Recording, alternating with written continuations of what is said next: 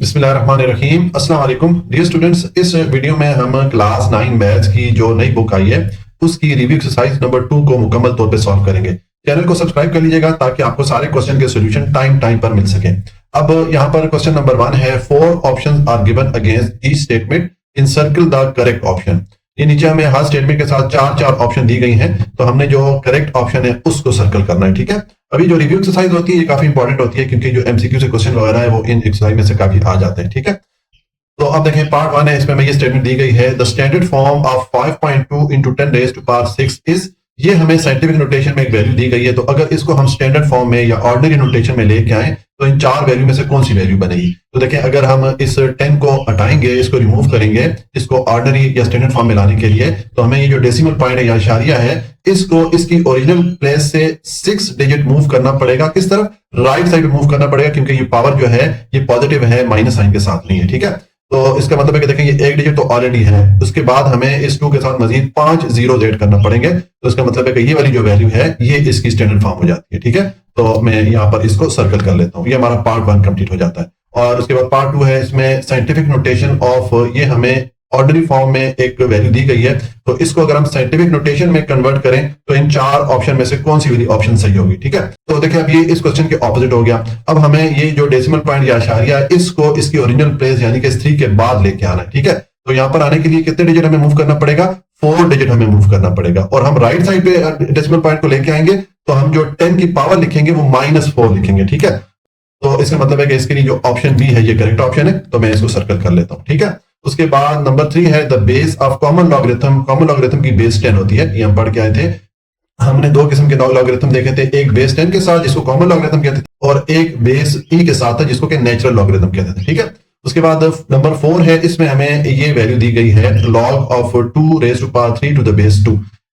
इसको अगर हम सॉल्व करें तो हमें इन चार ऑप्शन में से कौन सा आंसर मिलेगा। तो देखिए, इसको अगर हम सॉल्व करते हैं, ये एक ही लाइन में इसको हम सॉल्व कर लेते हैं। देखें, ये मैंने ये वाली वैल्यू यहाँ पर लिखी। अब हम यहाँ पर पावर लॉ को यूज करते हुए ये जो एक्सपोनेंट की वैल्यू आ रही है इसको इस लॉग के स्टार्ट पे यहाँ शुरू पे ले आते हैं। ठीक है, उसके बाद देखें अब यहाँ पर ये log of 2 to the base 2, यानी कि जिस नंबर का log लिया जा रहा है वो भी सेम है और बेस भी सेम है, तो फिर इस केस में इसकी वैल्यू क्या होती है? 1 के इक्वल होती है। ठीक है, तो यहाँ पर 1 पुट करेंगे, अब 3 को 1 से मल्टीप्लाई करेंगे तो आपके पास आंसर 3 आएगा, यानी कि जो करेक्ट ऑप्शन है ये डी ऑप्शन है, तो हम यहाँ पर इसको सर्कल कर लेते हैं। ठीक हो गया, और उसके बाद आ जाए जी पार्ट 5 पे। यहाँ पर हमें ये log ऑफ 100 के लिए चार ऑप्शन दी गई हैं कि अगर हम इसको सॉल्व करें या इस 100 का log लें तो हमें इनमें से कौन सी वैल्यू मिलेगी। ठीक है, तो देखिए अगर इसको हम सॉल्व करें, एक तो आप कैलकुलेटर से डायरेक्ट ले सकते हैं, या अगर आप इस तरह सॉल्व करना चाहते हैं तो ये जो 100 है इसको आपको पावर की सूरत पे 10 raised to power 2 करके लिख सकते हैं। ठीक है, आप पावर ऑफ यूज करते हुए जो एक्सपोनेंट है इसको आप शुरू में ले आए, तो अब आपके पास ये एक्सप्रेशन बनी।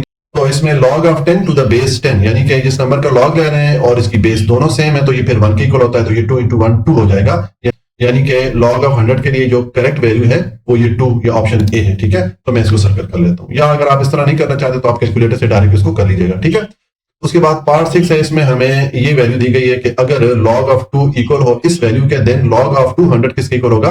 तो ये आप या तो इस तरह कर लीजिए जिस तरह मैंने इसको सॉल्व किया हुआ है, या आप कैलकुलेटर पे जब फाइंड करेंगे तो आपको ये वैल्यू मिलेगी।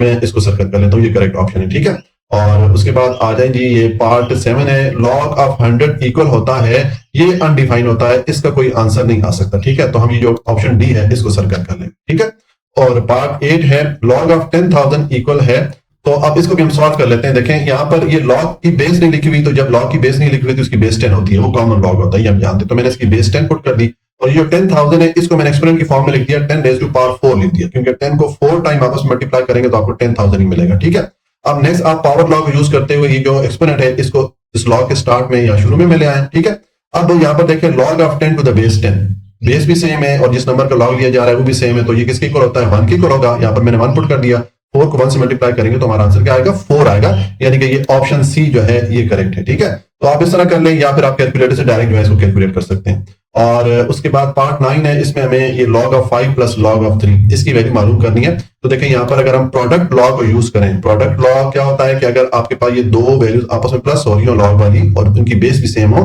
तो उनको हम इस तरह प्रोडक्ट की फॉर्म में या मल्टीप्लीकेशन की फॉर्म में लिख सकते हैं। तो मैंने ये 3 और 5 इनको मल्टीप्लीकेशन के फॉर्म में लिख दिया। ठीक है, और अब इनको जब आप मल्टीप्लाई करेंगे तो ये log 15 हो जाएगा, यानी कि ये वाली ऑप्शन इसके लिए करेक्ट ऑप्शन होगी, तो इसको हम सर्कल कर लेते हैं। ठीक है, और उसके बाद आ जाएंगे ये 10 पार्ट 10 है, इसमें हमें ये वैल्यू दी गई है और इसकी हमसे लॉगरिथमिक फॉर्म पूछी जा रही है कि ये हमारे पास एक्सपोनेंशियल फॉर्म है, तो इसको अगर हम लॉगरिथमिक फॉर्म में चेंज करेंगे तो उसके लिए हम क्या करेंगे, देखिए उसके लिए आप पहले लिखें लॉग, उसके बाद बेस वैल्यू लिखनी होती है, तो ये जिसकी पावर आ रही थी ये बेस की इक्वल है, यानी कि ये 3 जो है बेस की इक्वल हो जाएगा। उसके बाद यहाँ पर जो रिजल्ट होता है उसको हमने यहाँ पर इसके सामने लिख देना है, और ये जो एक्सपोनेंट है इसको इक्वेशन की दूसरी तरफ लिख लेना है। ठीक है, इसका मतलब है कि अगर हम इस एक्सपोनेंशियल फॉर्म को लॉगरिथमिक फॉर्म में लेके आएंगे तो हमारे पास इसके ये एक्सप्रेशन बनेगी। ठीक है, ये इसके लिए मैंने एक्सरसाइज 2.2 में आपको 2 जनरल फार्मूलाज बताए थे, वो फार्मूलाज अगर आपको आते हैं तो आप इसको इजीली कन्वर्ट कर लेंगे। ठीक है, तो मैं इस ऑप्शन सी को यहाँ पर सर्कल कर लेता हूँ। ये हमारा पार्ट 10 कंप्लीट हो गया और इसके साथ हमारा क्वेश्चन नंबर 1 कंप्लीट हो जाता है।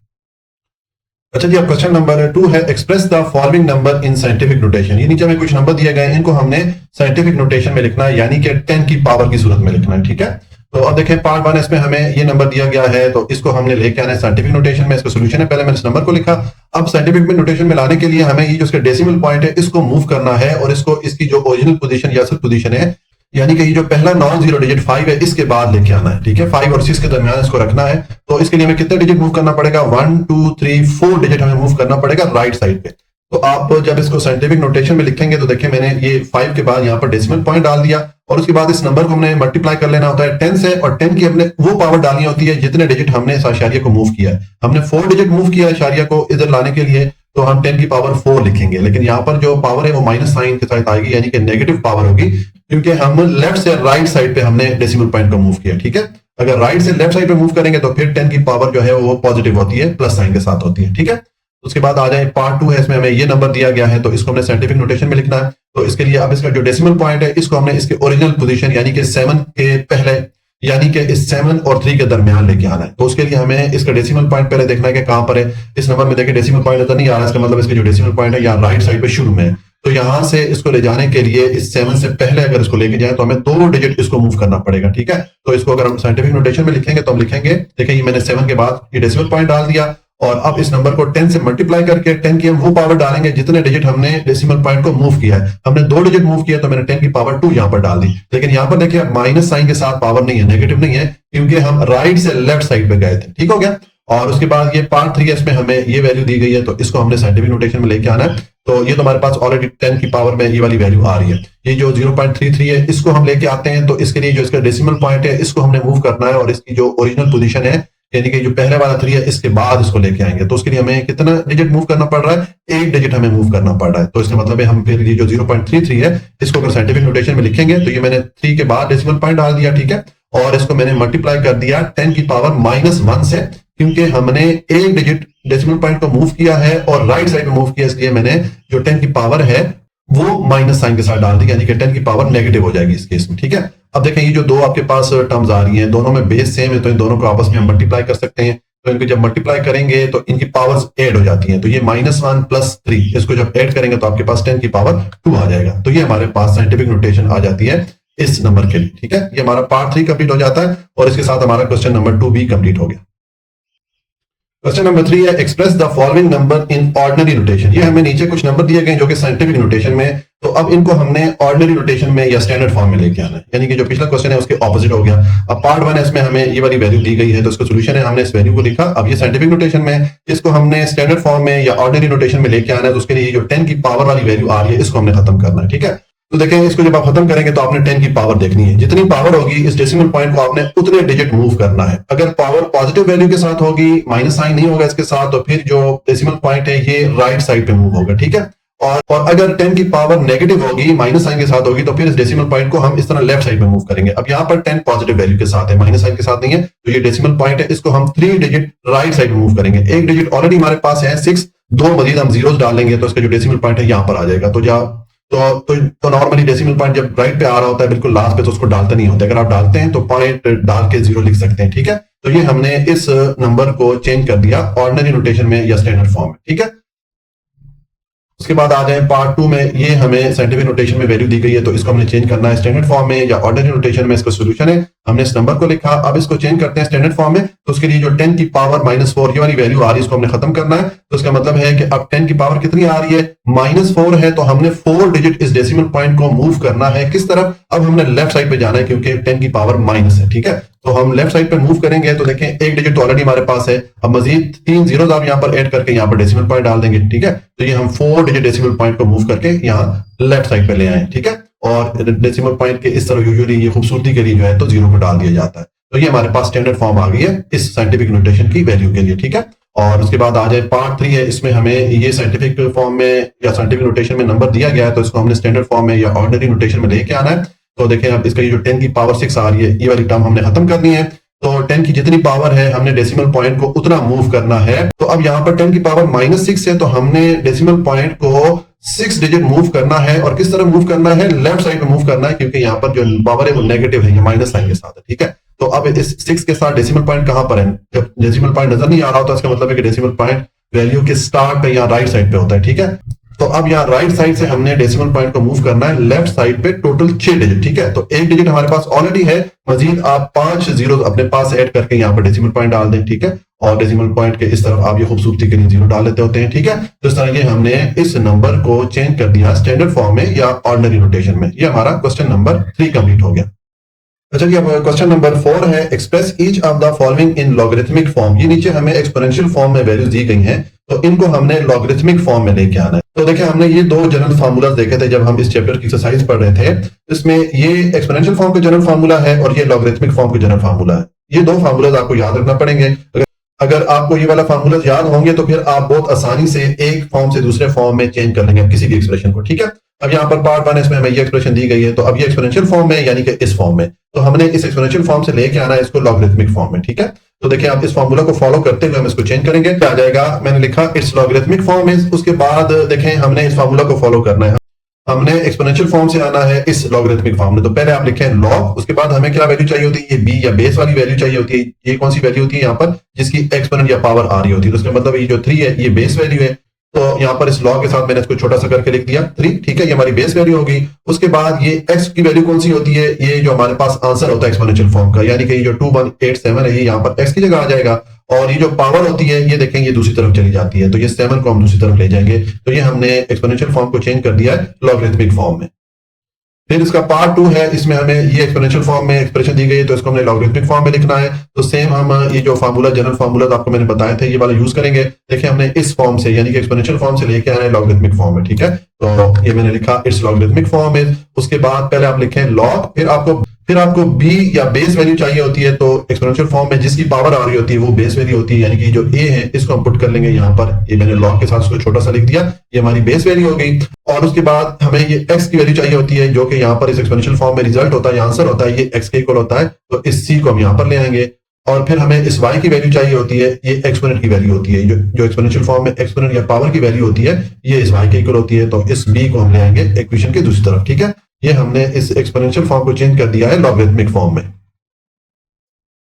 पार्ट 3 है, इसमें हमें ये एक्सपोनेंशियल फॉर्म एक्सप्रेशन दी गई है, तो इसको हमने लेके आना है लॉगरिथमिक फॉर्म में। तो सेम ये 2 जनरल फार्मूला यूज करेंगे, हमने इस फॉर्म से लेके आना है इस लॉगरिथमिक फॉर्म में, ठीक है। तो देखें यहाँ पर मैंने लिखा इट्स लॉगरिथमिक फॉर्म इज, उसके बाद हमने लिखा लॉग। अब हमें ये b या बेस वैल्यू चाहिए, तो बेस वैल्यू कौन सी होती है? ये एक्सपोनेंशियल फॉर्म में जिसकी पावर आ रही होती है, यानी कि जो 12 है ये बेस वैल्यू हो गई। तो यहाँ पर मैंने 12 पुट कर दिया। उसके बाद हमें ये x की वैल्यू चाहिए होती है, ये कौन सी वैल्यू होती है? जो कि आंसर होता है या रिजल्ट होता है एक्सपोनेंशियल फॉर्म में। तो ये 144 को मैं यहाँ पर ले आया हूँ। और उसके बाद हमें ये y की वैल्यू चाहिए होती है, ये एक्सपोनेंट या पावर वाली वैल्यू होती है इस एक्सपोनेंशियल फॉर्म में। तो ये 2 जो है इसको हम यहाँ पर ले आएंगे, ठीक है। तो ये हमने इस एक्सपोनेंशियल फॉर्म को चेंज कर दिया है लॉगरिथमिक फॉर्म में। ये हमारा पार्ट 3 कंप्लीट हो गया और इसके साथ हमारा क्वेश्चन नंबर 4 भी कंप्लीट हो जाता है। उसके बाद क्वेश्चन नंबर 5 है, express each of the following in exponential form. अब हमें ये कुछ वैल्यू दी गई है जो कि लॉगरिथमिक फॉर्म में है, तो इनको अब हमने लेके आना है एक्सपोनेंशियल फॉर्म में, पावर की सूरत में लिखना है, ठीक है। तो अब ये क्वेश्चन पिछले क्वेश्चन का ऑपोजिट हो गया। यहाँ पर भी हमें ये 2 जनरल फार्मूलाज की जरूरत पड़ेगी। बस ये 2 फार्मूलाज अगर आपको आते हैं, वहां पर जो क्वेश्चन नंबर 4 था उसमें हम इस फॉर्म से यानी कि एक्सपोनेंशियल फॉर्म से लेके जा रहे थे इस वाले फॉर्म में यानी कि लॉगरिथमिक फॉर्म में। अब हमें इस फॉर्म में एक्सप्रेशन दी गई है, तो इससे हमने लेके जाना है इसको वापस इस एक्सपोनेंशियल फॉर्म में, ठीक है। तो अब ये पार्ट 1 इसमें हमें ये एक्सप्रेशन दी गई है। तो देखें अब हमें सबसे पहले कौन सी वैल्यू चाहिए? b या बेस वैल्यू चाहिए। तो b या बेस वैल्यू कौन सी होती है? जो लॉग के साथ छोटी सी वैल्यू लिखी होती है, यानी कि ये जो 4 है ये बेस वैल्यू हो जाएगी। तो पहले आप लिखेंगे 4, मैंने ऊपर लिख दिया इट्स एक्सपोनेंशियल फॉर्म इज, उसके बाद ये बेस वैल्यू मैंने लिख दी 4, उसके बाद आपको y या एक्सपोनेंट की वैल्यू चाहिए होती है, तो ये कौन सी होती है, ये जो लॉगरिथमिक फॉर्म का जो आंसर या रिजल्ट होता है, यानी कि इक्वेशन की दूसरी साइड जो वैल्यू होती है ये एक्सपोनेंट के इक्वल होती है। तो इसका मतलब है इस x को हम एक्सपोनेंट बना लेंगे और इक्वल टू, उसके बाद आपको इस x की वैल्यू चाहिए होती है। x की वैल्यू कौन सी होती है, जिसका हम लॉग ले रहे होते हैं। तो यहाँ पर किसका लॉग ले रहे हैं, 8 का, तो यहाँ पर मैंने 8 पुट कर दिया। ठीक है, अगर आपको ये दो फार्मूला याद है तो आप इसको आंखें बंद करके सॉल्व कर लेंगे। ठीक है, उसके बाद आ जाएंगे पार्ट 2 पे। इसमें हमें ये एक्सप्रेशन दी गई है जो कि लॉगरिथमिक फॉर्म में, तो इसको हमने एक्सपोनेंशियल फॉर्म में लेके आना है। हम सेम ये दो वाला फार्मूला यूज करेंगे। अब हमारे पास इस फॉर्म में है एक्सप्रेशन, लॉगरिथमिक फॉर्म में है, तो इसको हमने इस तरह एक्सपोनेंशियल फॉर्म में लेके आना है। तो देखिए मैंने लिखा इट्स एक्सपोनेंशियल फॉर्म इज, उसके बाद सबसे पहले हमें ये b या बेस वैल्यू चाहिए होती है। तो ये जो लॉग के साथ छोटी सी वैल्यू होती है ये बेस वैल्यू होती है, यानी कि ये 9 जो है ये बेस वैल्यू हो जाएगी। फिर हमें ये y या एक्सपोनेंट की वैल्यू चाहिए होती है। तो एक्सपोनेंट की वैल्यू ये जो लॉग में आंसर होता है या रिजल्ट होता है इसके इक्वल है, यानी कि जो 3 है ये इसका एक्सपोनेंट बन जाएगा। और इक्वल टू, फिर हमें इस x की वैल्यू चाहिए होती है, x जो है जिसका हम लॉग ले रहे होते हैं। ठीक है, तो यहाँ पर किसका लॉग लिया जा रहा है, 729 का, तो ये मैंने 729 पुट कर दिया। ये हमारे पास लॉगरिथमिक फॉर्म आ जाती है। ठीक है, और उसके बाद आ जाए जी पार्ट 3 है। इसमें हमें ये एक्सप्रेशन दी गई है जो कि लॉगरिथमिक फॉर्म में है, तो इसको हमने एक्सपोनेंशियल फॉर्म में लेके आना है। सेम ये दो फार्मूला यूज करेंगे। तो देखें यहाँ पर मैं लिखता हूँ इट्स एक्सपोनेंशियल फॉर्म इज, उसके बाद देखें अब ये एक्सपोनेंशियल फॉर्म का फार्मूला कर देखें तो पहले हमें b या बेस वाली वैल्यू चाहिए। ये कौन सी वैल्यू होती है, जो लॉग के साथ छोटी सी वैल्यू लिखी होती है, यानी कि जो 4 है ये बेस वैल्यू हो जाएगी। फिर हमें ये y या एक्सपोनेंट की वैल्यू चाहिए होती है, ये कौन सी वैल्यू होती है, लॉग वाली एक्सप्रेशन में ये जो हमारे पास आंसर या रिजल्ट होता है। तो यहाँ पर आंसर या रिजल्ट क्या है, 5 है, तो एक्सपोनेंट की जगह मैंने 5 पुट कर दिया, इक्वल टू, और उसके बाद हमें इस x की वैल्यू चाहिए होती है, ये हम जिसका लॉग ले रहे होते हैं उसके इक्वल होता है। तो इसका मतलब है कि यहाँ पर ये 1024 का हम लॉग ले रहे हैं, तो यहाँ पर मैंने 1024 पुट कर दिया। ठीक है, ये हमने इसको एक्सपोनेंशियल फॉर्म में चेंज कर दिया। इसका मतलब ये है कि अगर आप 4 को 5 टाइम आपस में मल्टीप्लाई करेंगे तो आपको 1024 ही मिलेगा। आप इसको मल्टीप्लाई करके चेक कर सकते हैं। ठीक है, तो ये हमारा पार्ट 3 कंप्लीट हो गया और इसके साथ हमारा क्वेश्चन नंबर 5 भी कंप्लीट हो जाता है। अच्छा जी, अब क्वेश्चन नंबर 6 है, find the value of x in the following. ये नीचे में कुछ एक्सप्रेशन दी गई है, हमने इन एक्सप्रेशन में ये जो x दिया गया है इस x की वैल्यू फाइंड करनी है। ठीक है, अब पार्ट 1 इसमें हमें ये एक्सप्रेशन दी गई है, तो इसका सोल्यूशन है, मैंने इस एक्सप्रेशन को लिखा। अब यहाँ पर हमें इस x की वैल्यू फाइंड करनी है, तो हमें ये जो एक्सप्रेशन है ये लॉगरिथमिक फॉर्म में दी गई है। इस x की वैल्यू मालूम करने के लिए हमें पहले इस एक्सप्रेशन को चेंज करना पड़ेगा, एक्सपोनेंशियल फॉर्म में या पावर की सूरत में इसको लिखना पड़ेगा। ठीक है, तो देखें ये दो फार्मूलाज हमने जब इस चैप्टर की एक्सरसाइजेस सॉल्व कर रहे थे वहां पर ये डिटेल से ये दो फार्मूला देखे थे। ये लॉगरिथमिक फॉर्म का जनरल फार्मूला है और ये एक्सपोनेंशियल फॉर्म का जनरल फार्मूला है। आपको मैंने बताया था कि ये दो फार्मूला आपने याद रखने हैं। अब हमारे पास एक्सप्रेशन इस फॉर्म में यानी कि लॉगरिथमिक फॉर्म में, और हमने इसको लेके जाना है इस फॉर्म में यानी कि एक्सपोनेंशियल फॉर्म में। ठीक है, तो देखिए हम इसको लेके आते हैं एक्सपोनेंशियल फॉर्म में या पावर की सूरत में, तो मैंने लिख दिया इट्स एक्सपोनेंशियल फॉर्म में। उसके बाद देखें हमें यहाँ पर b या बेस वैल्यू चाहिए होती है, तो बेस वैल्यू कौन सी होती है, जो लॉग के साथ छोटी सी वैल्यू लिखी होती है, यानी कि ये 9 जो है बेस वैल्यू है, यहाँ पर मैंने 9 पुट कर दिया। उसके बाद हमें ये y की वैल्यू चाहिए होती है या एक्सपोनेंट की वैल्यू चाहिए होती है, तो ये इस लॉगरिथमिक एक्सप्रेशन में हमारा जो आंसर होता है इसके इक्वल होता है। इसका मतलब है कि ये 0.5 इसको पुट कर लेंगे हम y की जगह, ये इसकी हमने एक्सपोनेंट पुट कर ली, और उसके बाद हमें ये x की वैल्यू चाहिए होती है, ये कौन सी वैल्यू होती है, जिसका हम लॉग ले रहे होते हैं। तो यहाँ पर किसका लॉग ले रहे हैं, हम x का ले रहे हैं, तो यहाँ पर मैंने x को पुट कर दिया। ठीक है, अब हमारे पास ये एक्सपोनेंशियल फॉर्म आ गई है। तो अब नेक्स्ट देखें ये जो 0.5 है जो एक्सपोनेंट की वैल्यू आ रही है, इसको हम 1/2 की फॉर्म में लिख सकते हैं, क्योंकि आप 1 पे 2 को डिवाइड करें तो आपको वापस 0.5 ही मिलता है। ठीक है, इसको हमने फ्रैक्शन की सूरत में लिख दिया। और दूसरा ये जो 9 है इसको मैंने एक्सपोनेंशियल फॉर्म में लिख दिया। ठीक है, मैंने 3⁻² लिख दिया, क्योंकि 3 को अगर आप दो बार आपस में मल्टीप्लाई करेंगे तो वापस आपको 9 ही मिलेगा। ठीक है, अब ये जो दो पावर्स आ रही हैं, ब्रैकेट के अंदर वाला 2 और ये ब्रैकेट के बाहर वाला 2, ये आपस में एक दूसरे को कैंसिल कर सकते हैं, तो हम इनको डिडक्ट कर लेते हैं। पीछे हमारे पास x की वैल्यू क्या आ जाएगी, x इज इक्वल टू 3, ये हमारे पास x की वैल्यू आ जाती है। ये हमारा पार्ट 1 कंप्लीट हो जाता है। पार्ट 2 है, इसमें हमें ये एक्सप्रेशन दी गई है, तो इसमें हमने इस x की वैल्यू फाइंड करनी है। इसका सोल्यूशन है, हमने इस एक्सप्रेशन को लिखा। अब पहला स्टेप में हम ये करते हैं कि ये जो 9 और 27 है इनको हम एक्सपोनेंशियल फॉर्म में या पावर की सूरत में लिख लेते हैं। तो देखिए अगर इनको हम एक्सपोनेंशियल फॉर्म में लिखेंगे तो 9 को हम लिख सकते हैं 3⁻², क्योंकि 3 को दो बार मल्टीप्लाई करें तो आपको 9 ही मिलता है। इसी तरह 27 को हम लिख सकते हैं 3⁻3, क्योंकि 3 को 3 टाइम मल्टीप्लाई करेंगे तो आपको वापस 27 ही मिलेगा। ठीक है, ये हमने इन दोनों वैल्यूज को एक्सपोनेंशियल फॉर्म में चेंज कर दिया। अब ये जो हमारे पास 3⁻2 इस फ्रैक्शन में नीचे आ रहा है, इसको हम ऊपर ले जाते हैं। जब ऊपर लेके जाएंगे तो इसके पावर का साइन चेंज कर लेंगे, ये -2 हो जाएगा। ठीक है, अब ये जो बाहर वाली पावर है और अंदर वाली पावर यानी कि -2 और 3x, इनको आपस में आप मल्टीप्लाई कर दें तो आपके पास ये एक्सप्रेशन बन जाएगी। ठीक है, ये -2 को 3x से मल्टीप्लाई करेंगे तो ये -6x हो जाएगा। अब देखिए हमारे पास ये जो इक्वेशन आ रही है इसमें दोनों तरफ जो टर्म्स हैं दोनों में बेसिस इक्वल है, दोनों की बेसिस सेम है। तो जब बेसिस इक्वल हो तो हम पावर्स को इक्वल रख सकते हैं। ठीक है, तो इसका मतलब है minus six x is equal to 3 लिख सकते हैं। अब हमें x की वैल्यू चाहिए तो माइनस सिक्स को आप दूसरी तरफ ले जाएं, माइनस सिक्स दूसरी तरफ जाएगा तो इस 3 पे डिवाइड हो जाएगा, क्योंकि यहाँ पर ये x के साथ मल्टीप्लाई हो रहा था। अब ये 3 इस 6 पे डिवाइड हो सकता है, ये 3 1 3 और 3 2 6 हो जाता है। हमारे पास x की वैल्यू क्या आ जाएगी, x इज इक्वल टू ये हमारे पास आ जाएगा -1/2। ये हमारे पास x की वैल्यू आ जाती है। ये हमारा पार्ट 2 कंप्लीट हो जाता है। अब पार्ट 3 में हमें ये एक्सप्रेशन दी गई है, तो इसमें हमने इस x की वैल्यू फाइंड करनी है। इसका सॉल्यूशन है, हमने इस एक्सप्रेशन को लिखा। अब पहले स्टेप में ये जो 32 और 64 है, इनको हमें एक्सपोनेंशियल फॉर्म में लाना पड़ेगा, ठीक है, पावर की सूरत में लिखना पड़ेगा। तो उसके लिए हमें इनके फैक्टर्स मालूम करना पड़ेंगे। हम ये 64 के फैक्टर्स मालूम कर लेते हैं, इसमें 32 के फैक्टर्स भी आ जाएंगे। देखें, जब आप 64 के फैक्टर्स मालूम करेंगे, आपके पास ये इसके फैक्टर आ जाएंगे। अब 64 को अगर हम एक्सपोनेंशियल फॉर्म में लिखना चाहें तो ये देखें, ये 2 कितनी बार आ रहा है, ये 6 टाइम आ रहा है।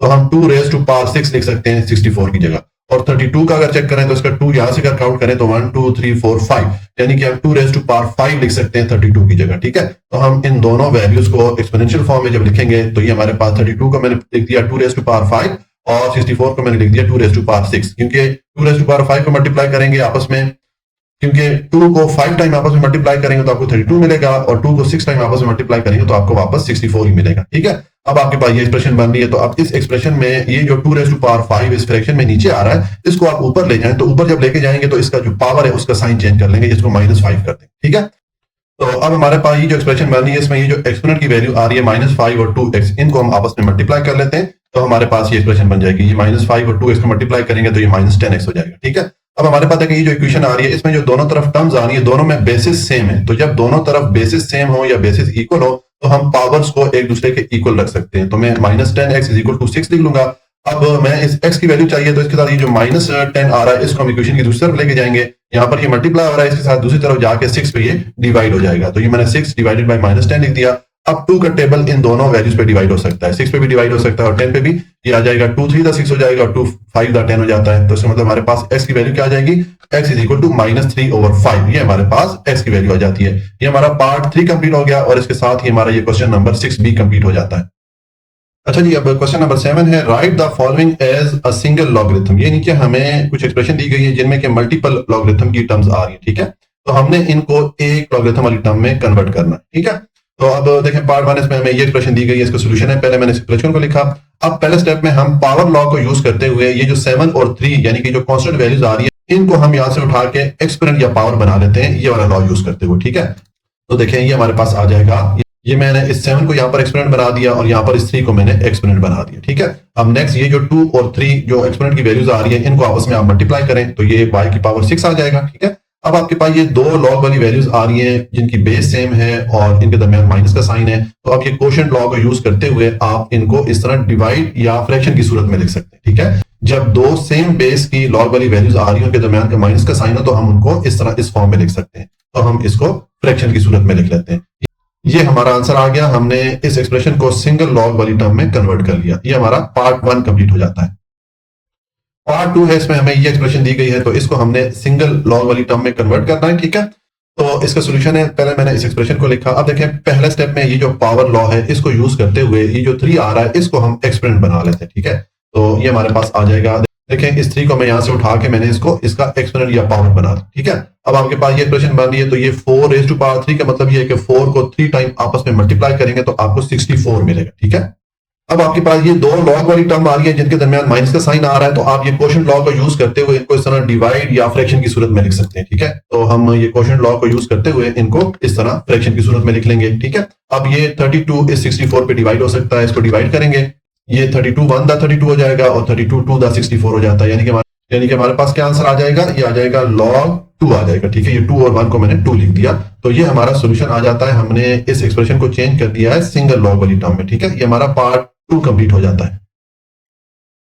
अच्छा जी, अब पार्ट 3 में हमें ये एक्सप्रेशन दी गई है, तो इसको हमने सिंप्लीफाई करके सिंगल लॉग वाली टर्म में लेके आना है, ठीक है। तो देखिए, इसका सॉल्यूशन है, हमने इस एक्सप्रेशन को लिखा। अब पहले स्टेप में हम ये करते हैं कि ये जो 1/3 आ रहा है ब्रैकेट के बाहर, हम इसको ये जो ब्रैकेट के अंदर दो टर्म्स हैं इनके साथ मल्टीप्लाई कर लेते हैं, ठीक है। अलग-अलग मल्टीप्लाई करेंगे तो देखें ये मैंने 1/3 को इस टर्म के साथ मल्टीप्लाई कर लिया और फिर मैंने 1/3 को इस वाली टर्म के साथ ही मल्टीप्लाई कर लिया, ठीक है, और साथ में ये वाली टर्म मैंने लिख ली। अब हम ये जो पावर लॉ है इसको यूज करते हुए ये जो 1/3 की वैल्यूज आ रही हैं इनको हम यहाँ से उठा के पावर या एक्सपोनेंट बना लेते हैं, ठीक है, तो हमारे पास ये एक्सप्रेशन इस तरह बन जाएगी। देखें ये 1/3 को मैं यहाँ पर ले आया हूँ, मैंने इसको एक्सपोनेंट की सूरत में लिख दिया, इस तरह इस वाले 1/3 को मैंने यहाँ पर एक्सपोनेंट की सूरत में लिख दिया। अब आपके पास ये वैल्यूज बन रही है, तो अब देखें ये जो 8 और 27 है इनको हम एक्सपोनेंशियल फॉर्म में लिख सकते हैं, ठीक है। 8 को अगर एक्सपोनेंशियल फॉर्म में लिखें तो हम 2⁻³ लिख सकते हैं, क्योंकि 2 को 3 टाइम आपस में मल्टीप्लाई करेंगे तो आपको 8 ही मिलेगा। इसी तरह 27 को अगर आप एक्सपोनेंशियल फॉर्म में या पावर की सूरत में लिखना चाहते हैं तो आप 3⁻³ लिख सकते हैं, क्योंकि 3 को 3 टाइम आपस में मल्टीप्लाई करेंगे तो आपको वापस 27 ही मिलेगा, ठीक है। अब ये जो पावर्स आ रही है ब्रैकेट के अंदर और ये जो ब्रैकेट के बाहर वाली पावर्स है ये आपस में एक दूसरे को डिडक्ट कर लेंगे, तो हम इनको आपस में कैंसिल कर लेते हैं। पीछे हमारे पास जो वैल्यूज रह गई हैं वो हम नीचे लिख लेते हैं। देखिए हमारे पास वैल्यूज रह गई हैं। अब देखें अब ये वाली टर्म और ये वाली टर्म ये आपस में एक दूसरे को कैंसिल कर सकती हैं, तो हम इनको कैंसिल कर लेते हैं। पीछे हमारे पास ये वाली टर्म रह जाती है, ठीक है, तो ये हमारा आंसर आ जाता है। ये हमारे पास सिंगल लॉग में हमने कन्वर्ट कर लिया, में जो एक्सप्रेशन दी गई थी उसको सिंगल लॉग वाली टर्म में ले आए हैं। ये हमारा पार्ट 3 कंप्लीट हो जाता है और इसके साथ हमारा क्वेश्चन नंबर 7 भी कंप्लीट हो जाता है।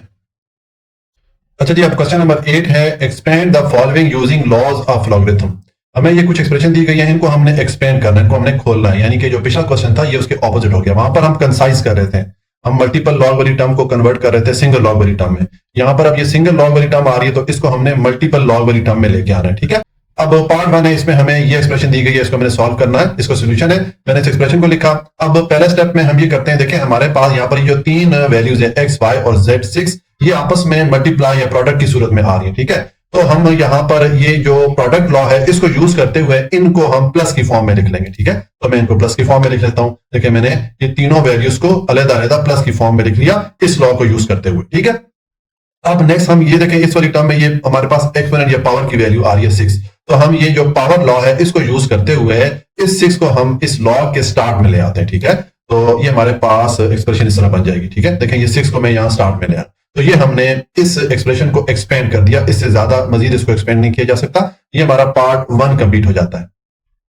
अब पार्ट 2 है, इसमें हमें ये एक्सप्रेशन दी गई तो इसको हमने एक्सपेंड करना है, ठीक है, यानी कि इसको हमने खोलना है। तो इसका सोल्यूशन है, हमने इस एक्सप्रेशन को लिखा।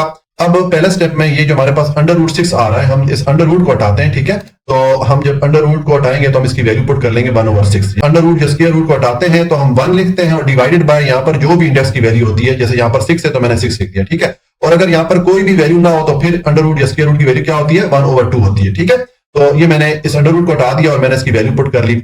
अब नेक्स्ट हम ये जो पावर लॉ है इसको यूज करते हुए जो एक्सपोनेंट या पावर है इसको हम इस लॉ के स्टार्ट में ले आते हैं, ठीक है। तो इसको मैं यहाँ शुरू में ले आता हूँ, ये मेरे पास एक्सप्रेशन इस तरह बन जाएगी। देखें 1/6 को मैं यहाँ स्टार्ट में ले आऊँ, ठीक है। अब हमारे पास ये एक्सप्रेशन बन रही है, तो अब ये वाली जो दो टर्म में देखें m5 और n3 ये आपस में मल्टीप्लाई हो रही है, ठीक है, प्रोडक्ट की फॉर्म में आ रही है। तो हम ये प्रोडक्ट लॉ को यूज करते हुए इनको हम प्लस की फॉर्म में लिख सकते हैं, ठीक है। तो मैं इनको प्रोडक्ट लॉ को यूज करते हुए मैंने इन दोनों टर्म को प्लस की फॉर्म में लिख दिया, ठीक है। अब हमारे पास ये एक्सप्रेशन बन रही है, तो इसमें देखें ये जो एक्सपोनेंट या पावर की वैल्यू आ रही है, यहाँ पर 5 है यहाँ पर 3 है, तो हम इस पावर लॉ को यूज करते हुए इन एक्सपोनेंट की वैल्यूज को स्टार्ट पे ले जाते हैं, दोनों टर्म के स्टार्ट में शुरू में ले जाएंगे। तो हमारे पास जो एक्सप्रेशन बनेगी इस तरह बनेगी। देखें इस 5 को उठा के मैं स्टार्ट पे ले आया हूं, इस तरह इस 3 को भी उठा के मैं यहाँ स्टार्ट पे ले आया। तो ये हमने ये जो एक्सप्रेशन दी गई थी इसको हमने एक्सपेंड करके लिख दिया, ये हमारे पास आंसर आ जाता है। हमारे बुक में जो आंसर है वो इस तरह लिखा हुआ है, अगर इसको मजीद सिंप्लीफाई करना चाहे तो कर सकते हैं। ये 1/6 को 5 से भी मल्टीप्लाई कर सकते हैं और 3 से भी मल्टीप्लाई कर सकते हैं, लेकिन बुक में आपका आंसर इस तरह लिखा हुआ है, इसलिए मैंने आपके बुक से आंसर मैच करने के लिए मैंने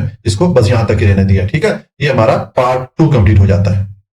पार्ट 3 है, इसमें हमें ये एक्सप्रेशन दी गई है तो इसको हमने एक्सपेंड करना है, यानी कि उसको हमने खोलना है, ठीक है। तो ये भी सेम जिस तरह हमने पार्ट 2 को सॉल्व किया था। पहले स्टेप में ये जो स्क्वायर रूट या अंडर रूट आ रहा है इसको आप हटाएं, तो इसको रिमूव करेंगे तो इसकी वैल्यू आप पुट कर लेंगे 1/2, ठीक है।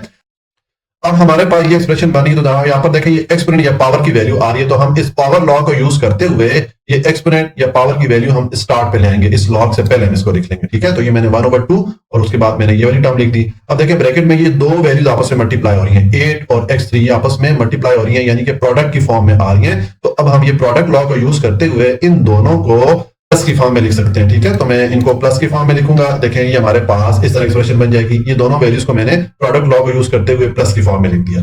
अब नेक्स्ट ये जो 8 है इसको हम एक्सपोनेंशियल फॉर्म में ले आते हैं, ठीक है। तो 8 को अगर हम एक्सपोनेंशियल फॉर्म में लिखना चाहते हैं तो हम 2⁻³ करके लिख सकते हैं, क्योंकि 2 को 3 टाइम आपस में मल्टीप्लाई करेंगे तो आपको वापस 8 ही मिलेगा, ठीक है। अब इन दोनों टर्म में ये जो एक्सपोनेंट या पावर की वैल्यूज आ रही है, इस प्रोडक्ट लॉ को यूज करते हुए इनको हम स्टार्ट में ले जाते हैं, ठीक है। तो हमारे पास जो एक्सप्रेशन बनेगी वो इस तरह बन जाएगी। देखें, इस 3 को मैं उठा के यहाँ पर मैं शुरू में ले आया हूँ, इस लॉग से पहले मैंने लिख दिया। इसी तरह इस 3 को भी मैं यहाँ पर शुरू में ले आया। तो अब हमारे पास ये एक्सप्रेशन बन गई। तो देखें, ये दो टर्म जो आ रही है इसमें दोनों में 3 कॉमन आ रहा है, तो 3 को हम कॉमन ले लेते हैं, ठीक है।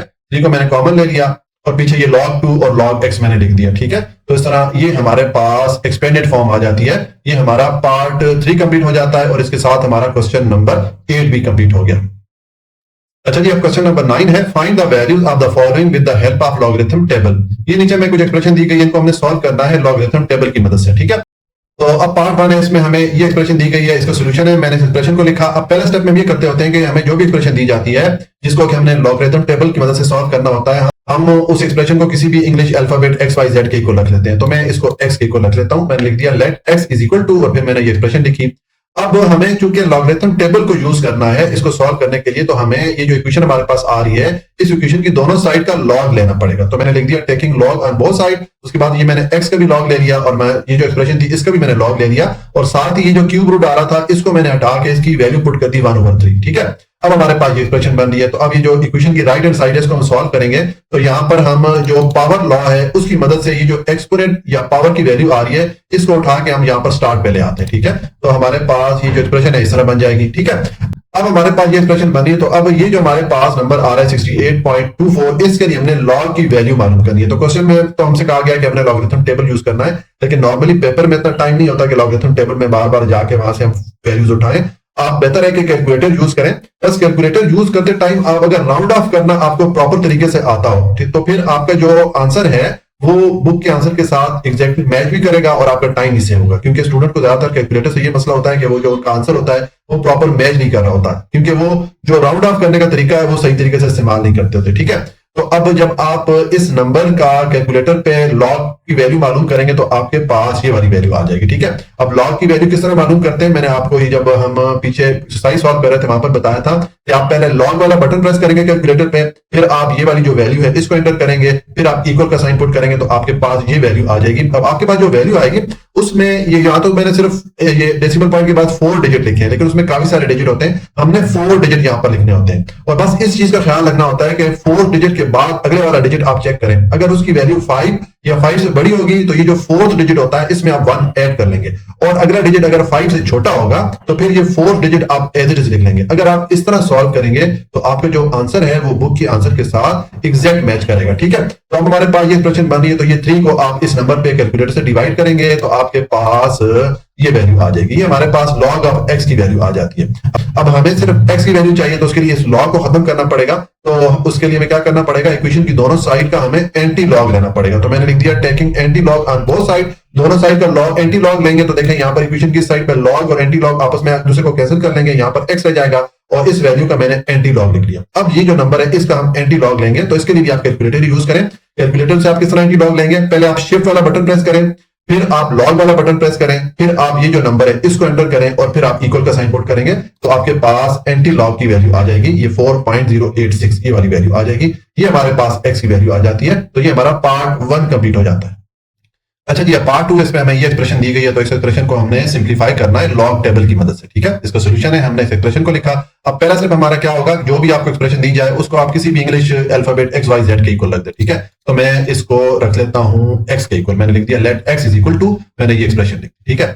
अब हमें चूंकि लॉग टेबल को यूज करने का बोला गया है तो हमें ये जो हमारे पास इक्वेशन बन रही है इस इक्वेशन का अब हमें दोनों साइड का लॉग लेना पड़ेगा, ठीक है। तो मैं यहाँ पर लिख लेता हूँ taking log on both side. उसके बाद मैंने ये x का भी लॉग ले लिया और इस एक्सप्रेशन का भी मैंने लॉग ले लिया, ठीक है। अब अगर आप इस इक्वेशन की राइट हैंड साइड देखें, यहाँ पर ये दो वैल्यूज आपस में मल्टीप्लाई हो रही हैं, ये दोनों प्रोडक्ट की फॉर्म में आ रही हैं। तो हम प्रोडक्ट लॉ को यूज करते हुए इन दोनों वैल्यूज को प्लस की फॉर्म में लिख सकते हैं। तो मैंने दोनों वैल्यूज को प्लस की फॉर्म में लिख दिया। अब हम इन दोनों नंबर्स के लिए लॉग की वैल्यू मालूम करेंगे। तो क्वेश्चन में तो हमसे कहा गया कि हमने लॉग टेबल यूज करना है, लेकिन मैं आपको सजेस्ट करूंगा कि आप कैलकुलेटर से ही करें, क्योंकि पेपर में इतना टाइम नहीं होता कि आप उधर लॉग टेबल पे जाएंगे वहां से वैल्यू उठाएंगे। कैलकुलेटर से आपका जल्दी हो जाएगा। सिर्फ कैलकुलेटर से स्टूडेंट्स को ये प्रॉब्लम आता है कि जो हमारा आंसर आता होता है कैलकुलेटर से कैलकुलेट करने के बाद वो उसमें थोड़ा सा डिफरेंस आता है। लेकिन अगर आप प्रॉपर तरीके से राउंड ऑफ करना अगर आपको आता हो तो फिर आपका ये जो थोड़ा बहुत डिफरेंस है ये भी नहीं आएगा। ठीक है, मिसाल के तौर पे अब ये जो दो वैल्यूज है इनका अगर आप कैलकुलेटर पे लॉग लेंगे, पहले तो आपको ये मालूम होना चाहिए कि लॉग किस तरह लेते होते हैं। आप लॉग वाला बटन प्रेस करेंगे, फिर आप ये वाला नंबर प्रेस करेंगे, फिर आप इक्वल का साइन पुट करेंगे तो आपके पास इस नंबर का लॉग की वैल्यू आ जाएगी। सेम फिर आप इस नंबर के लिए करेंगे। तो जब आप इन दोनों नंबर्स के लिए अलग अलग लॉग की वैल्यूज मालूम करेंगे तो आपके पास ये वाली वैल्यूज आ जाएंगी। अब देखें मैंने ये जो वैल्यूज लिखी है, अब मैं आपको एक एग्जांपल दिखा लेता हूं कैलकुलेटर पे। देखें मसलन जब आप ये वाला जो नंबर है इसकी लॉग की वैल्यू मालूम करेंगे, आपके पास इस तरह ये एक लंबी चौड़ी वैल्यू आ जाएगी। ठीक है, अब हमें 4 डिजिट तक चाहिए, हमारा जो आंसर होना चाहिए। तो आपने इस चौथे डिजिट के बाद अगला डिजिट चेक करना है। अगर अगला डिजिट 5 या 5 से बड़ा हो तो आपने ये जो चौथा डिजिट है उसमें 1 ऐड कर लेना है। यहां पर देखिए अब 7 आ रहा है अगला जो डिजिट है, तो हमें इस 8 में 1 ऐड करना पड़ेगा, इसको हम 9 कर देंगे। तो यहां पर देखिए मैंने इसको 9 किया हुआ है। अगर आप इस तरीके से राउंड ऑफ करेंगे प्रॉपर तरीके से, 4 डिजिट आपने डेसिमल पॉइंट के बाद लिखने हैं और चौथे डिजिट के बाद अगला डिजिट आपने चेक करना है। अगर अगला डिजिट 5 या 5 से बड़ा होगा तो आपने जो चौथा डिजिट है उसमें 1 ऐड कर लेना है। अगर अगला डिजिट 5 से छोटा होगा तो आपने चौथा डिजिट एज इट इज लिख लेना है। अगर आप इस तरीके से राउंड ऑफ करके लिखेंगे वैल्यू तो फिर आपका और बुक का जो आंसर है उसमें ज्यादा फर्क नहीं आएगा। ठीक है, तो ये हमने इन दोनों नंबर्स के लिए लॉग की वैल्यूज यहां पर लिख ली है। अब इन दोनों को जब आप ऐड करेंगे कैलकुलेटर से तो ये आपके पास लॉग ऑफ एक्स की वैल्यू आ जाती है। ठीक है, अब हमें सिर्फ एक्स की वैल्यू चाहिए तो हमें इस लॉग को खत्म करना पड़ेगा। उसके लिए हमें इक्वेशन की दोनों साइड का एंटी लॉग लेना पड़ेगा। ठीक है, तो मैंने लिख दिया taking anti log on both side. अब इक्वेशन की साइड के जब एंटी लॉग लेंगे तो लॉग और एंटी लॉग आपस में एक दूसरे को कैंसिल कर लेंगे, यहां पर एक्स रह जाएगा और इस वैल्यू का मैंने एंटी लॉग यहां पर लिखा। ठीक है, अब इसका जब आप एंटी लॉग लेंगे, एंटी लॉग किस तरह लेंगे, पहले आप शिफ्ट वाला बटन प्रेस करेंगे, फिर आप लॉग वाला बटन प्रेस करेंगे, फिर आप ये नंबर एंटर करेंगे, फिर आप इक्वल का साइन पुट करेंगे। ठीक है, तो आपके पास इसकी एंटी लॉग की वैल्यू आ जाएगी ये 1133.1। अब बुक में इसको राउंड ऑफ किया गया है, तो जब राउंड ऑफ करेंगे तो इस 1 को आप ड्रॉप कर लेंगे, ये 1133 आ जाएगा। तो ये हमारे पास एक्स की वैल्यू आ जाती है। ये हमारा पार्ट 2 कंप्लीट हो जाता है। अच्छा जी, पार्ट 3 इसमें ये एक्सप्रेशन दी गई है, तो इस एक्सप्रेशन को हमने सिंप्लीफाई करना है लॉग टेबल की मदद से। तो सोल्यूशन है, मैंने इस एक्सप्रेशन को लिखा। अब पहला स्टेप हमारा क्या होता है कि हमें जो भी एक्सप्रेशन दी जाती है हम उसको शुरू में किसी भी English alphabet x y z के इक्वल रख लेते हैं। तो मैं इस एक्सप्रेशन को शुरू में एक्स के इक्वल रख लेता हूं। मैंने लिख दिया let x is equal to और मैंने ये एक्सप्रेशन लिख दी। ठीक है, अब हमें क्वेश्चन में कहा गया कि हमने लॉग टेबल को यूज करना है इसको सॉल्व करने के लिए। तो उसके लिए हमें ये जो हमारे पास इक्वेशन बन रही है इस इक्वेशन की दोनों साइड का हमें लॉग लेना पड़ेगा। तो मैंने लिख दिया taking log on both side, फिर ये मैंने एक्स का भी लॉग ले लिया और इस एक्सप्रेशन का भी मैंने लॉग ले लिया। अब आप इस इक्वेशन की राइट हैंड साइड अगर आप देखें यहां पर, ठीक है, इसको हमने सॉल्व करना है। यहां पर अगर आप ये ऊपर वाली जो दो टर्म है इनको अगर आप एक वैल्यू के तौर पे ले लें और नीचे वाली दोनों टर्म को एक वैल्यू के तौर पे ले लें तो ये दो वैल्यूज आपस में डिवाइड हो रही है। तो हम कोशेंट लॉ को यूज करते हुए इनको सब्ट्रैक्शन की फॉर्म में या माइनस की फॉर्म में लिख सकते हैं। ठीक है, तो मैं इन दोनों वैल्यूज को देखें मैंने सब्ट्रैक्शन की फॉर्म में या माइनस की फॉर्म में लिख दिया। अब हमारे पास ये एक्सप्रेशन बनी, इसमें ये दो टर्म आ रही है। अब पहली वाली टर्म देखें, यहाँ पर ये दो वैल्यूज आपस में मल्टीप्लाई हो रही हैं, ये दोनों वैल्यूज प्रोडक्ट की फॉर्म में आ रही है। ठीक है, इसी तरह इस वाली अगर आप टर्म में देखें तो यहाँ पर भी ये दो वैल्यूज प्रोडक्ट की फॉर्म में आ रही है। तो हम ये जो प्रोडक्ट की फॉर्म में वैल्यूज आ रही है, अब हम प्रोडक्ट लॉ को यूज करते हुए इन वैल्यूज को प्लस की फॉर्म में लिख सकते हैं। ठीक है, तो मैं इनको प्लस की फॉर्म में लिख लेता हूं कि मैंने यहाँ पर इन दोनों वैल्यूज को प्लस की फॉर्म में लिख दिया और मैंने फिर इन दोनों वैल्यूज को प्लस की फॉर्म में लिख दिया। लेकिन यहाँ पर चूंकि बाय माइनस का साइन था इसलिए इनको मैंने यहाँ ब्रैकेट के अंदर क्लोज कर दिया। ठीक है, अब आप ब्रैकेट को ओपन कर लें, ब्रैकेट को ओपन करेंगे तो ये माइनस इस प्लस से मल्टीप्लाई कर इसको माइनस कर देगा। अब आपके पास ये वैल्यूज आ रही हैं तो इनमें ये जितने नंबर है सबके लिए हमें लॉग की वैल्यू मालूम करना पड़ेगी। तो क्वेश्चन में तो हमसे कहा गया कि आप लॉग टेबल यूज करें, लेकिन मैं आपको सजेस्ट करूंगा कि आप कैलकुलेटर यूज करें क्योंकि नॉर्मली पेपर में इतना टाइम नहीं होता। अब देखें ना ये चार वैल्यूज, इसके लिए अगर बार बार हम लॉग टेबल पे जाके वैल्यूज उठाएंगे तो हम तो पागल हो जाएंगे। तो बेहतर है कि आप कैलकुलेटर से यूज करें। कैलकुलेटर से सिर्फ ये इशू होता है कि बाद होगा स्टूडेंट का जो आंसर होता है वो बुक के आंसर के साथ 100% मैच नहीं कर रहा होता। लेकिन आपको जिस तरह के पीछे दो पार्ट है मैंने बताया कि अगर आप प्रॉपर राउंड ऑफ करना अगर आपको आता हो कैलकुलेटर से तो फिर आपका ये प्रॉब्लम भी नहीं आएगा। ठीक है, राउंड ऑफ किस तरह करना है मैं आपको बताता हूं। देखें, अब पहले ये चारों नंबर का अगर हम कैलकुलेटर पे लॉग लेंगे, अच्छा आप लॉग किस तरह लेंगे, आप पहले लॉग वाला बटन प्रेस करेंगे किसी भी नंबर का लॉग लेने के लिए। मिसाल के तौर पर अगर आप इस नंबर की लॉग लेना चाहते हैं तो पहले आप लॉग वाला बटन प्रेस करेंगे कैलकुलेटर पे, फिर आप ये वाला नंबर एंटर करेंगे, फिर आप इक्वल का साइन पुट करेंगे तो आपके पास इस नंबर के लिए लॉग की वैल्यू आ जाएगी। तो इस तरीके से जब आप इन चारों नंबर के लिए लॉग की वैल्यू मालूम करेंगे कैलकुलेटर से तो आपके पास ये वैल्यूज आ जाएंगे। अच्छा, अब ये जो वैल्यू मैंने लिखी है ये मैंने चार जो डेसिमल पॉइंट है उसके बाद चार डिजिट तक मैंने लिखी है। ठीक है, आपका जो आंसर आएगा कैलकुलेटर पे उसमें तो काफी लंबे चौड़े मतलब आपके पास जो फिगर आते हैं डेसिमल पॉइंट के बाद आपको 4 डिजिट तक लिखना है डेसिमल पॉइंट के बाद। तो उसका तरीका यह है कि 4 डिजिट के बाद आपने नेक्स्ट डिजिट चेक करना है। अगर नेक्स्ट डिजिट 5 या 5 से बड़ा होगा तो जो 4th डिजिट होगा उसमें आपने 1 ऐड कर लेना है, और अगर नेक्स्ट डिजिट 5 से छोटा होगा तो फिर 4th डिजिट को आपने एज इट इज लिख देना है। अगर आप इस तरीके से ये वैल्यूज कैलकुलेटर से उतार के यहां पर लिखेंगे तो फिर आपका आंसर इंशाल्लाह बिल्कुल 100% मैच करेगा। ठीक है, तो ये हमने इस जितने भी नंबर थे सबकी लॉग की वैल्यू लिख ली। अब आप इस एक्सप्रेशन को जब कैलकुलेटर से सॉल्व करेंगे यानी कि ये दो नंबर प्लस करेंगे और उसमें से ये 2 नंबर माइनस करेंगे तो आपके पास log ऑफ x की वैल्यू आ जाएगी। ठीक है, ये हमारे पास log ऑफ x की वैल्यू आ गई। अब हमें x की वैल्यू चाहिए तो उसके लिए log खत्म करना पड़ेगा। तो log खत्म करने के लिए हमें इस इक्वेशन की दोनों साइड का एंटी log लेना पड़ेगा। ठीक है, तो देखिए मैंने लिख दिया taking anti log on both side, फिर मैंने इक्वेशन की साइड का एंटी लॉग लिया तो लॉग और एंटी लॉग आपस में कैंसिल हो जाएंगे, पीछे x रह जाएगा और इस वैल्यू का मैंने एंटी लॉग लिख लिया। अब इस वैल्यू का जब आप एंटी लॉग लेंगे कैलकुलेटर से आपको ये वाला आंसर मिलेगा। किस तरह लेंगे एंटी लॉग? पहले आप शिफ्ट वाला बटन प्रेस करेंगे, फिर आप लॉग वाला बटन प्रेस करेंगे, फिर आप ये नंबर एंटर करेंगे, फिर आप इक्वल का साइन पुट करेंगे तो आपको ये आंसर मिलेगा। ये हमारे पास x की वैल्यू आ जाती है। ये हमारा पार्ट 3 कंप्लीट हो जाता है और इसके साथ हमारा क्वेश्चन नंबर 9 भी कंप्लीट हो जाता है। अच्छा, अब क्वेश्चन नंबर 10 है। अब ये क्वेश्चन देखें, इसकी नरेशन तो काफी लंबी चौड़ी है, लेकिन अगर इसमें आप देखें ये आपको एक फार्मूला दिया गया है, हम ये फार्मूला पुट करेंगे और इस फार्मूला में जो वैल्यूज हमें चाहिए वो भी हमें दे दी गई है, वो वैल्यूज हम इसमें एंटर करेंगे और इसकी जो भी हमें कैलकुलेशन चाहिए वो हम कर लेंगे। मतलब इसको सॉल्व करना इतना मुश्किल नहीं है। अब इसकी ये लंबी चौड़ी नरेशन पढ़ने के बजाय मैं आपको इसका खुलासा बता देता हूं कि किसी भी शहर की आबादी 2016 में 22 मिलियन थी, जो कि बाद में 22 मिलियन से बढ़ के 35 मिलियन हो गई। ये जो इजाफा कैलकुलेट किया गया ये इस फार्मूला के तहत किया गया। ठीक है, तो अब हमने ये देखना है कि ये 22 मिलियन से 35 मिलियन का जो इजाफा हुआ है ये कितने साल में हुआ है, या 35 मिलियन की जो आबादी होगी वो कौन से साल में जाके होगी। अगर 2016 में 22 मिलियन है तो अगर ये 35 मिलियन पे पहुंचेगी तो वो कौन से साल में पहुंचेगी, ये चीज हमने मालूम करनी है। ठीक है, तो देखें इसका सोल्यूशन है। अब हमने क्या मालूम करना है, नंबर ऑफ ईयर या साल मालूम करना है। तो देखें ये ईयर को टी या साल से यहां पर शो किया गया। ठीक है, तो ये वैल्यू हमने मालूम करनी है। ठीक है, यानी कि कितने साल में ये जो पॉपुलेशन है पीटी या जो कि 35 मिलियन हो जाएगी, ये कितने साल में होगी, ये चीज हमने मालूम करनी है। तो जिस तरह आपको मैंने बताया आप ये फॉर्मूला पुट करें, ये मैंने फॉर्मूला पुट किया। अब नेक्स्ट आप इस पीटी की जगह ये जो आपको वैल्यू दी गई है 35 मिलियन, इसको आप पुट कर लेंगे। ये मैंने पीटी की जगह 35 पुट कर लिया। अब ये 22 को दूसरी तरफ लेके जाए, 22 यहाँ पर इसके साथ मल्टीप्लाई हो रहा है, दूसरी तरफ जाके 35 पे डिवाइड हो जाएगा। ठीक है, अब आप कैलकुलेटर से जब इसको डिवाइड करेंगे तो आपके पास ये वैल्यू आ जाएगी। ठीक है, और इक्वेशन की तरफ आपके पास ये एक्सप्रेशन बन रही है। अब हमें इस टी की वैल्यू चाहिए, यानी कि टी को हमने ईयर के इक्वल रखा था तो हमें इस टी या ईयर की वैल्यू चाहिए। तो और ये टी जो है ये पावर की सूरत में आ रहा है, तो इसको नीचे लाने के लिए हमें इस इक्वेशन की दोनों साइड का लॉग लेना पड़ेगा। ठीक है, तो मैंने लिख दिया taking log on both side. मैंने इस नंबर का भी लॉग ले लिया और इस एक्सप्रेशन का भी मैंने लॉग ले लिया। ठीक है, अब आप अगर इस इक्वेशन की राइट हैंड साइड देखें, यहाँ पर ये जो पावर या एक्सपोनेंट की वैल्यू आ रही है, हम पावर लॉ को यूज करते हुए इस एक्सपोनेंट या पावर की वैल्यू को यहाँ शुरू में ले आते हैं। इस टी को आप इस लॉग के शुरू में ले आए। ठीक है, अब आप कैलकुलेटर से ये जो 2 नंबर आ रहे हैं इसका भी लॉग की वैल्यू मालूम कर लें और इसके लिए भी लॉग की वैल्यू मालूम कर लें। ठीक है, तो जब आप कैलकुलेटर से दोनों के लिए लॉग की वैल्यू मालूम करेंगे तो आपके पास ये दोनों की वैल्यूज आ जाएंगी। अब ये जो मैंने वैल्यूज लिखी है ये मैंने राउंड ऑफ करने के बाद लिखी है। जब आप कैलकुलेटर से वैल्यू मालूम करते हैं लॉग की तो आपको कैलकुलेटर एक लंबी चौड़ी वैल्यू दे देता है। ठीक है, हमें डेसिमल पॉइंट के बाद 4 डिजिट तक अपना आंसर लिखना होता है।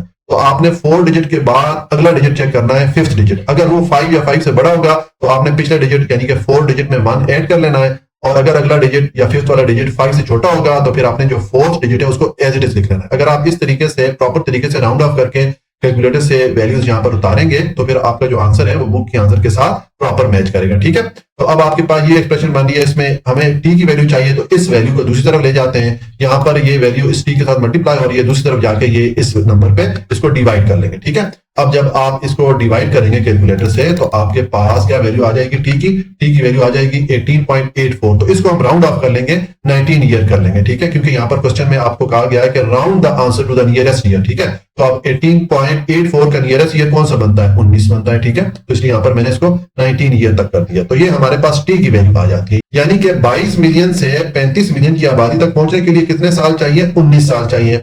तो अब देखें क्वेश्चन में हमसे कहा गया कि जो 22 मिलियन की आबादी थी वो 2016 में थी, तो 35 मिलियन तक पहुंचने के लिए 19 साल चाहिए। तो 2016 में अगर आप 19 जमा कर लेंगे तो आपको वो साल मिल जाएगा जिस साल में ये आबादी 22 मिलियन से बढ़ के 35 मिलियन हो जाएगी। ठीक है, तो आप यहाँ पर नीचे लिख लें, मैंने लिख दिया so population will reach to 35 million इन 2016 प्लस मैंने 19 यानी कि ये वाली ईयर मैंने कर दिया, दोनों को ऐड करेंगे तो 2035 आपके पास आ जाएगा। 2035 में जो आबादी है वो उस शहर की 35 मिलियन हो जाएगी। ये हमारा क्वेश्चन नंबर 10 कंप्लीट हो गया और इसके साथ हमारी एक्सरसाइज भी कंप्लीट हो जाती है। अगर आपको कोई भी पॉइंट समझ में नहीं आया तो कमेंट में पूछ सकते हैं, मैं इंशाल्लाह हर क्वेश्चन को आंसर करने की पूरी कोशिश करूंगा। वीडियो को लाइक, सब्सक्राइब और शेयर कर लीजिएगा। अपना बहुत ख्याल रखिएगा। अल्लाह हाफिज।